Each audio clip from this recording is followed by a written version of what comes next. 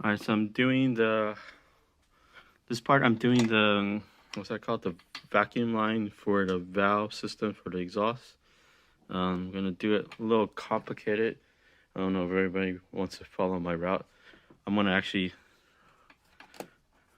tap it, cut here, T-tap it. I bought a lot of different fittings, so this is not what it comes with in the kit. So I sourced a lot of stuff. Maybe I'll make a list of what I did, and if anybody want to replicate what I did, they can. So this is a piece that I purchased. I wanted it, the piece that they give is like zinc coated yellow, kind of tacky for my setup. So I bought some silver ones. I don't know what material it is, but it's silver in color. And then all these clamps, I got silver versions too instead of the zinc color ones. There's some more of the clamps, and then this is the valve, one-way valve in case this leaks. I also ordered black silicone ear hose. This is what I have.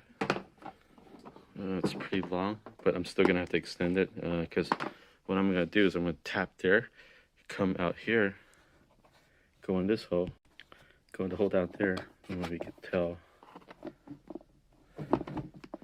somewhere down there. And then the plan is to take this liner off, and then you see this wire right here? I'm gonna kind of follow it, mount it down here, follow it a little bit, mount it down here also, and then around this bracket, and then route it all the way back. Right now all the liners removed. I'm basically doing this in parallel with my air suspension. My height sensor wire, as you can see, is just hanging right here right now. So I like to get the vacuum line ran to the back at the same time, and then I'll wire up the manage with the wireless remote control module. I'll show you that as well. Let me route the cable off camera, and then I'll show you how it looks right down here. Alright, so I got the engine bay part of it done. Actually, well, I didn't cut this yet, but wiring the air lines, the vacuum lines routed basically when I'm ready after install the exhaust. I'm going to cut this and what's that called? Clamp it into place. So that is the hose line, and it's going right there, and that's the piece I was showing you. And you can see I clamped it here, nice and secure. And like I was showing you, it's going down this way into that cavity down there. Let's see if I can focus. Yeah, right there.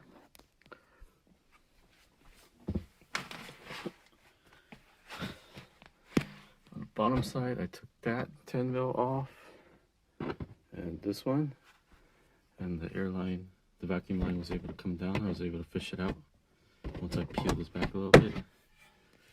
Then down here, I don't know if you can see, but I have some magnet mounts. That's actually one of them right here. Let me show you the other two. Basically, it's all magnet into place under here, and you can kind of see a little bit of it. Probably loom it, protect it. That should come down there, and then I'm gonna route it with this again, the height sensor wiring harness.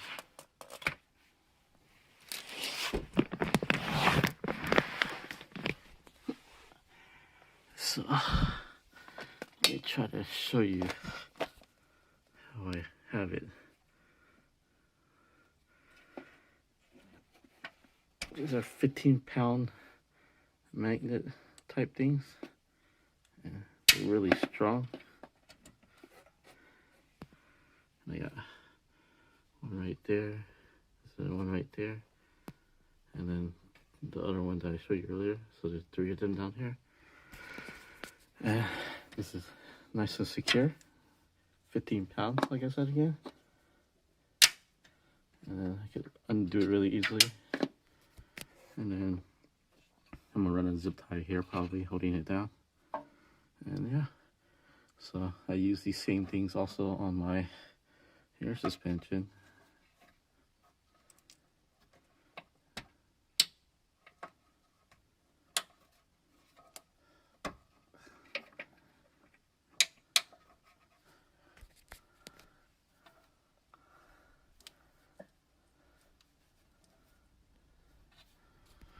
Yep, pretty happy with these things. This is what it is.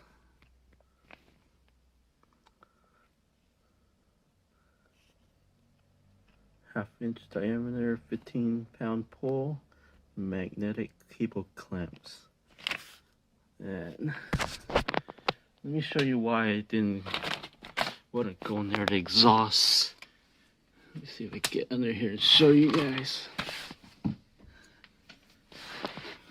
So initially, I was gonna follow this right here and then go up with this cavity. So we can focus. It's kind of hard. But anyway, that's the cowlight converter right there. Oh, I guess that's where I'm going to be mounting the exhaust. I just tripped. Okay, well, basically the idea, I bet a lot of people, like Buffalo shops, probably routed through there. And that right there, you see the green wire is the O2 sensor harness. And I think that's the steering column shaft from the steering column to the steering rack. And it's kind of tight. I can't even really see it. So my concern is how am I going to secure it in there really good and keep it away from the heat. This heat shield would have to be removed or something. But yeah, so let me finish it up and then show you the rest of it, what I did in the trunk. Alright, so the vacuum line is routed through here. And then I'm going to extend it. I'm going to start working on taking the exhaust off the car right now as well. I don't know if I want to really do much showing it off, but it looks like I'm going to first take off those O2 sensors, let it hang, and then start unbolting it. Doing it on jack stands at home, so it's going to be a process. I'm going to lift the car up a little higher so you get under here with more room with wrenches and stuff. Nothing should be rusted in place at least. These bolts should come off pretty easily. So I think first I'm also going to take this off along with the O2 sensors to prep it.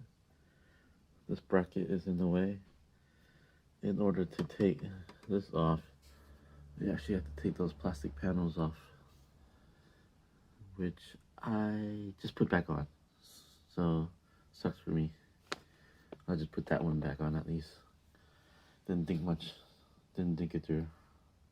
Here is the valve, valve control or whatever they gave us. GT Haus. I'm gonna make these holes a little bit bigger so I could thread a 10mm bolt into it and then bolt it to the bottom of the car. I actually found a good threaded hole that's not used. So I actually found a threaded hole that's not being used on the car, on the bottom of it. It's this hole right here. It's roughly about there. So I'm gonna bolt it on here once I get the hole a little bit bigger, and then I'll extend the wiring so it reaches here, because currently it's not long enough. So that's the wire I have so far, and it's not tailored, it's kind of barely reaching. It's gonna go through this hole right here, and then I'll show you on this side. That hole is this hole right here. So I have to get from here to here, that distance.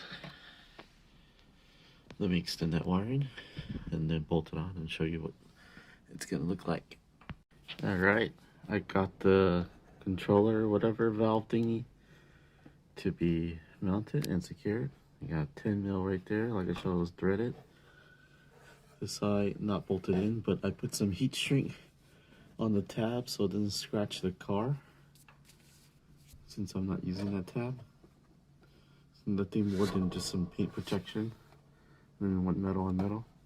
So now this is going to be left open. This is a purge, I guess, and this is the input from the vacuum up front in the engine, and this will go to the 2 exhaust valves, and then the harness gets plugged in here.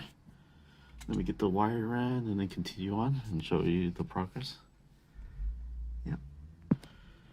All right, here's my little extension harness. I started routing already.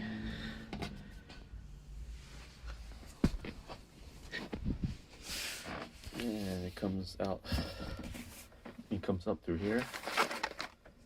So I'm gonna tailor it down there to pull the extra slack out, and then zip tie this all into place as well.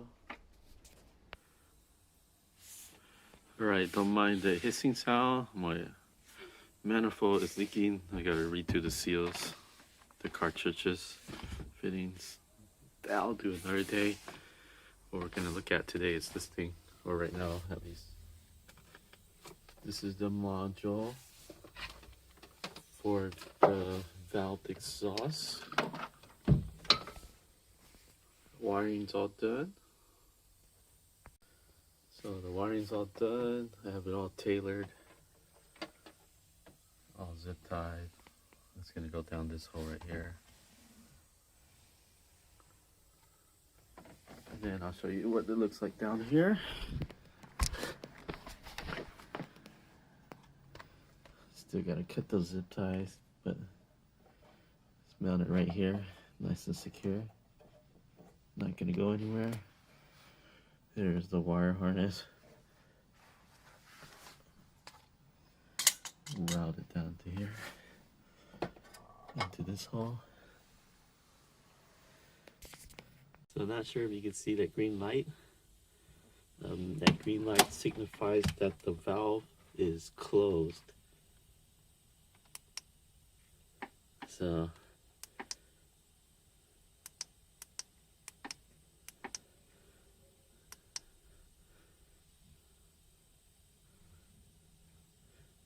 closed valve. I mean open. Open is no color, close is green. So it remains lit green. And you close it, no light, just a blinking one, really short. So I don't know if it's a good idea to wire this to 12-volt constant for some of you guys that are going to do this as well. So I don't think it's a good idea that you guys wire this to 12-volt constant if you guys are going to do this as well. You're going to have a dead battery if you don't drive it often. So it's better to hook up to ignition power. The good thing is this saves the preset, the memory of the last mode. You see it's off right now. If I unplug it to mimic power loss, plug it in, it's still in open mode. So I'm gonna click it to close mode. You see the green light on, mimicking ignition power off, and then power back on. Green light still on. So definitely hook it up to ignition. I have it hooked up to a constant wire in my system that goes to sleep on the circuit that I added on. I think I'm gonna show it in another video. I'll leave a link if you guys need to. But basically, this circuit goes to sleep in 20 minutes, this light bulb. I hooked the wire up to it, ran it onto a relay, and then so everything that's constant on the card that I added, which is the valve exhaust and my air suspension, it will actually time out in 20 minutes and will stop draining the battery. You see how it's blinking right now? It's in standby mode. Well, this blinks indefinitely, technically, on AccuAir if you're on off. Or maybe, no, not fully. I think in the day it turns itself off. But for my setup, since I have it wired to this thing, my circuit, it will turn off in 20 minutes.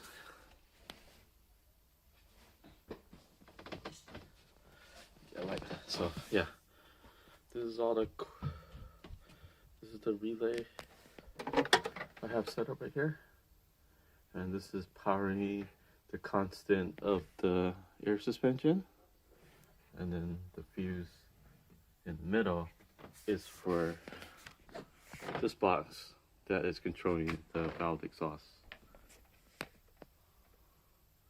and then all the other wiring that I did for everything else for the air suspension right there that you see. Also, yeah.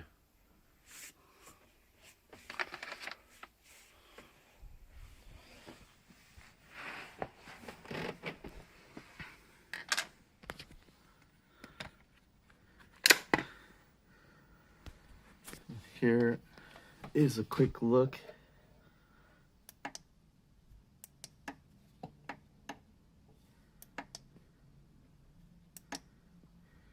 So that opens and closes the solenoid, the vacuum, and this will pipe from engine compartment, and this is going to be routed to a T harness, or a T fitting, I should say. Go to both mufflers to open and close the valve. I think I'm gonna shrink this a little bit. It's kind of long right now. And then, yeah. So that's the one-way check valve for the vacuum. You go to the back, one more look at it. I think I'm not going to be able to see this when the short bar is in place. That arrow signifies what direction it should be. And going off the instructions, that's the way.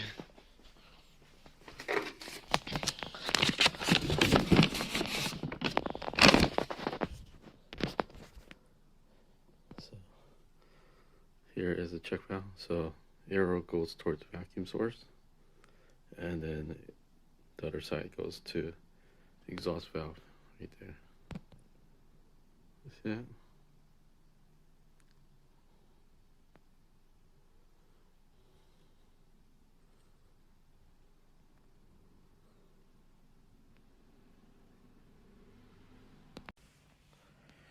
Alright, I got the T coming off the valve to the exhaust, and the solenoid valve to the exhaust valves.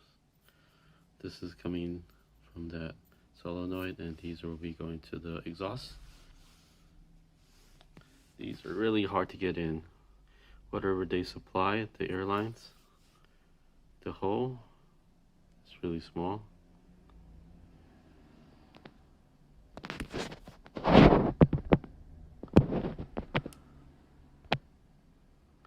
So the hole is really small compared to this right here.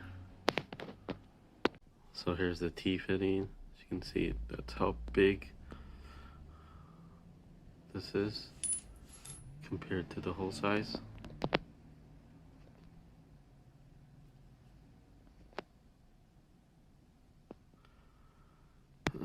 Well, can't focus, but you get the idea. So yeah, that's the hole size right there.